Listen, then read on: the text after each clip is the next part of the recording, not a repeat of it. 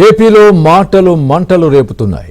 కూటమి నేతలపై అనుచిత వ్యాఖ్యలు చేసిన వారిపై కేసులు నమోదవుతున్నాయి. మరోవైపు మాజీ మంత్రి కాకాణిపై లుకౌట్ నోటీస్ ఇచ్చారు.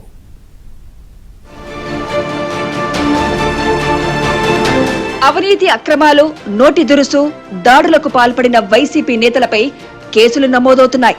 తమ ప్రభుత్వ హయాంలో ఏం చేసినా చెల్లుతుందనుకున్న వైసీపీ నాయకులు అదే పోకడలతో ఇష్టానుసారంగా వ్యవహరించడంతో చట్టం తన పని తాను చేసుకుపోతోంది.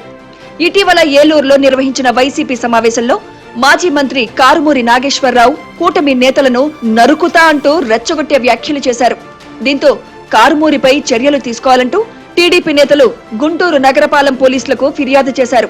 దీంతో కారుమూరిపై పోలీసులు కేసు నమోదు చేశారు. వైసీపీ మాజీ ఎమ్మెల్యే తోపుదుర్తి ప్రకాష్ రెడ్డిపై పోలీసులు కేసు నమోదు చేశారు. శ్రీ సత్యసాయి జిల్లా రామగిరి పోలీసులు ఆయనపై కేసు నమోదు చేశారు. ఇటీవల పాపిరెడ్డిపల్లెలో వైఎస్ జగన్ పర్యటన సందర్భంగా హెలికాప్టర్ వద్ద తోపులాట జరిగింది. ఈ ఘటనలో కొంతమంది వైసీపీ కార్యకర్తలు రాళ్ల దాడికి పాల్పడడంతో పోలీసులు గాయపడ్డారు. కానిస్టేబుల్ ఫిర్యాదు మేరకు తోపుదుర్తి ప్రకాష్ రెడ్డిపై కేసు నమోదు చేశారు. జగన్ భద్రతపై పోలీసులు చేసిన సూచనలను మాజీ ఎమ్మెల్యే పాటించలేదని కానిస్టేబుల్ తన ఫిర్యాదులో పేర్కొన్నారు.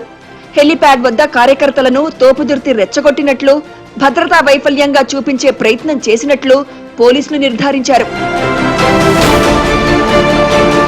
ఇక వైసీపీ మాజీ మంత్రి కాకాణి గోవర్ధన్ రెడ్డిపై పోలీసులు లుకౌట్ నోటీసులు జారీ చేశారు. ఆయన దేశం విడిచి వెళ్లకుండా ఆదేశాలు ఇచ్చారు. దీనిలో భాగంగా దేశంలోని అన్ని విమానాశ్రయాలకు, సీపోర్ట్లకు సమాచారం అందించారు. కాకాణి ముందస్తు బెయిల్ పిటిషన్ను ఇప్పటికే హైకోర్టు తిరస్కరించింది. ఇప్పటికే పోలీసులు 3 సార్లు నోటీసులు ఇచ్చినా ఆయన మాత్రం విచారణకు హాజరు కాలేదు. 12 రోజులుగా కాకాణి, మరో 4 నిందితులు పరారీలోనే ఉన్నారు. వీరి ఆచూకీ కోసం ఎస్పీ కృష్ణకాంత్ నేతృత్వంలోని 6 బృందాలు గాలిస్తున్నాయి. కాకాణి గోవర్ధన్ పై క్వాడ్స్, అక్రమ తరలింపు, అట్రాసిటీ, పోలీసులను దూషించిన కేసులు ఉన్నాయి. తన అనుచరులతో కలిసి 250 కోట్లకు పైగా విలువ చేసే క్వాడ్స్ ను విదేశాలకు ఎగుమతి చేసినట్లు ఆరోపణలున్నాయి.